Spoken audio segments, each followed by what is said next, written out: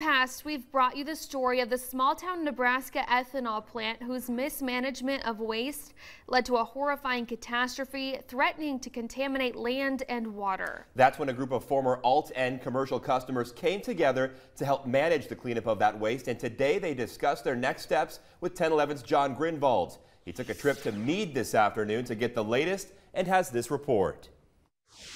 Behind me is part of the now shut down ethanol facility, which spawned a major environmental crisis just a couple years ago. Crews have been hard at work cleaning up the mess, and today they announced they're unrolling a new phase.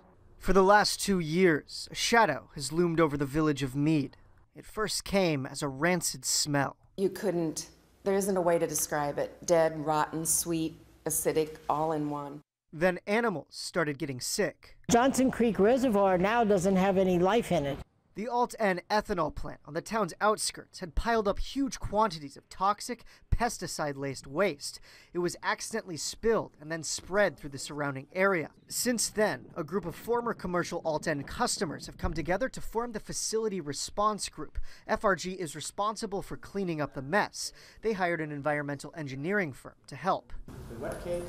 And today, there's at least some good news for Mead's 600 people. We're working toward a solution, and we're excited now that we're getting to that stage where we're starting to remove the wet cake from the site, and that we'll eventually have a safe condition for the community.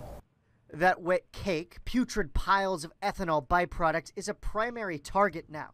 The plan is to run a pilot program to transport more than 20,000 tons of that substance once they solidify it to a landfill near Bennington.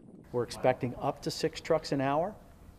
Could be a little more, could be a little less, but we're going to learn all that in the pilot test to figure out what's going to be the best way to do this. How can we optimize it without creating any risk? Staff say the wet cake isn't hazardous, but it could create an awful stench while being churned up. The cleanup team has worked closely with Mead leaders and residents, treating more than 49 million gallons of contaminated water so far. Their input to the process, as well as our ability to share with them what we're doing, has been very important. That solidification pilot project is set to start in late September and run through early November. Reporting near Mead, John Grinvald, 1011 News.